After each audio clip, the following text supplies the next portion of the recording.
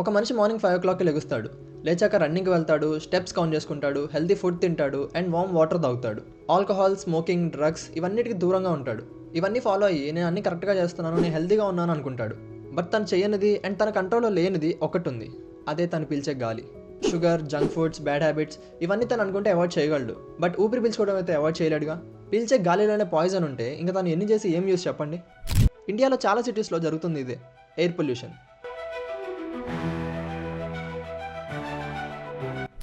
World Health Organization ప్రకారం ప్రతి సంవత్సరం 70 lakh మెంబర్స్ ఈ ఎయిర్ పొల్యూషన్ వల్ల చనిపోతున్నారు.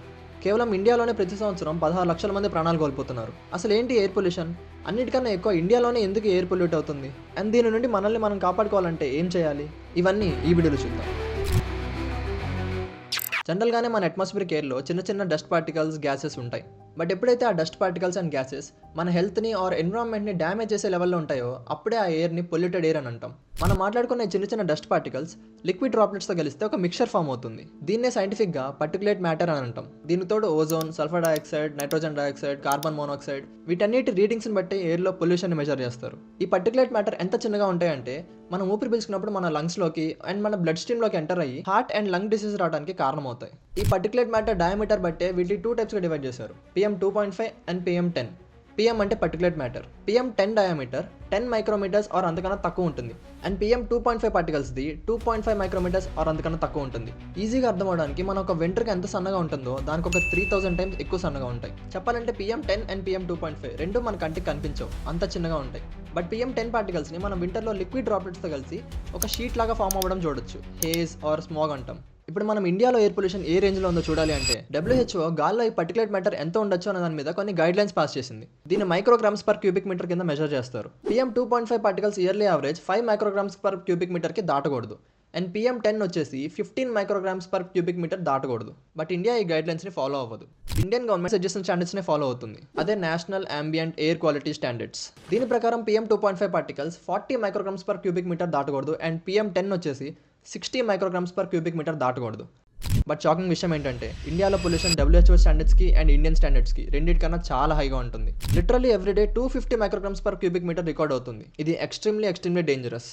ఈ పొల్యూటెన్స్ని బట్టి ఇండియాలో AQI మెజర్ చేస్తారు. 0 to 50 ఉంటే గుడ్ అని, 51 to 100 ఉంటే సాటిస్ఫాక్టరీ, 101 to 200 ఉంటే మోడరేట్ అని, 201 to 300 ఉంటే పూర్ అని, 300 అబోవ్ ఉంటే వెరీ పూర్, హజార్డస్ ఈ కేటగిరీస్లో వస్తాయి. మళ్ళీ సాడ్ న్యూస్ ఏంటంటే ఇండియాలో ఏ సిటీలో కూడా ఎయిర్ క్వాలిటీ ఇండెక్స్ 0 to 50 మధ్యలో ఉండదు. ప్రతి సిటీలో సేమ్ ఇష్యూ. తక్కువలో తక్కువ చూసుకుంటే either satisfactory or moderate levels కనిపిస్తాయి. మోడరేట్ AQI అన్న గాలి పీల్చడం వల్ల కూడా సెన్సిటివ్ పీపుల్లో కళ్ళు ఇరిటేషన్ రావడం, బ్రీతింగ్ ప్రాబ్లమ్స్ రావడం ఇలాంటివి గమనించవచ్చు. ఇంకా సివియర్ AQI ఉండే ఏరియాస్లో ఉంటే మాత్రం పిల్లలకి మరీ ముఖ్యంగా ప్రెగ్నెంట్ ఉమెన్కి క్రానిక్ డిసీజ్ వచ్చే ఛాన్సెస్ వెరీ హైగా ఉన్నాయి. వెహికల్స్ నుండి వచ్చే పొగ, ఇండస్ట్రీస్ రిలీజ్ చేసే హార్మ్ఫుల్ గ్యాసెస్ అండ్ పొలాల్లో పంట పండించిన తర్వాత కాల్చడం వీటన్నిటి వల్ల ఇండియాలో పొల్యూషన్ పీక్ స్టేజ్కి వెళ్ళిపోయింది. ఢిల్లీ, ఉత్తరప్రదేశ్, హర్యానా, పంజాబ్ లాంటి స్టేట్స్లో ఈ లెవెల్స్ చాలా డేంజరస్గా ఉన్నాయి. ఏకంగా 500-600 లెవెల్స్ టచ్ అవుతున్నాయి. కంపారిజన్ చూసుకోవాలంటే ఒకరోజు ఢిల్లీలో గాలి పీల్చడం 20 to 50 సిగరెట్స్ తాగడంతో సమానం, అంత వరస్ట్గా ఉంది. ఢిల్లీ గవర్నమెంట్ దీని మీద ఒక step by step action plan తీసుకొని వచ్చింది, graded response action plan. AQI poor, very poor, severe levels దాటినప్పుడు తీసుకోవాల్సిన యాక్షన్స్ అనమాట. రీసెంట్గా ఢిల్లీలో AQI 600 దాటడంతో దీంట్లో స్టేజ్ 4ని ఎన్ఫోర్స్ చేశారు. కన్స్ట్రక్షన్ సైట్స్ని కంప్లీట్గా బ్యాన్ చేయడం, పొల్యూట్ చేసే ఇండస్ట్రీస్ని షట్ డౌన్ చేయడం అండ్ డీజిల్ జనరేటర్స్ని బ్యాన్ చేయడం, అలాగే స్కూల్స్ని హైబ్రిడ్ మోడ్లో క్లాసెస్ కండక్ట్ చేయడం, ఇలా చాలా రెస్ట్రిక్షన్స్ ఉన్నాయి. బట్ ఇవన్నీ AQI వర్స్ అయినాక తీసుకున్న మెజర్స్. ఢిల్లీలోనే కాదు, ఏ సిటీలో అయినా ఈ ఎయిర్ పొల్యూషన్ నుండి మనల్ని మనం సేఫ్గా ఉంచుకోవాలంటే చేయాల్సినవి కొన్ని ఉన్నాయి.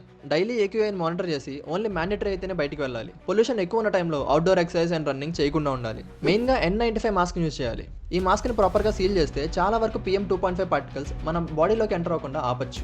ఇంట్లో ఉన్నప్పుడు విండోస్ అండ్ డోర్స్ మాక్సిమం మూసే ఉంచాలి. ముఖ్యంగా పిల్లల్ని, పెద్దవాళ్ళని అండ్ ప్రెగ్నెంట్ ఉమెన్ని అవుట్డోర్ యాక్టివిటీస్ చేయకుండా కేర్ తీసుకోవాలి. ఇలా చేయడం వల్ల మన హెల్త్ని కొద్దిగానే ఎయిర్ పొల్యూషన్ నుండి కాపాడుకోవచ్చు. మనం ఎన్ని మెజర్స్ తీసుకున్నా కానీ ఫైనల్గా దీని మీద ఒక యాక్షన్ తీసుకోవాల్సింది గవర్నమెంట్ దీని మీద స్ట్రాంగ్ యాక్షన్ తీసుకుంటే ఫ్యూచర్లో ఎయిర్ పొల్యూషన్ లేకుండా నివారించవచ్చు. ఈ వీడియో మీకు ఇన్ఫర్మేటివ్ అనిపిస్తే వీడియోని లైక్ చేసి షేర్ చేయండి. ఇలాంటి ఇన్ఫర్మేటివ్ వీడియోస్ కోసం ఛానల్ని సబ్స్క్రైబ్ చేయండి. Thank you.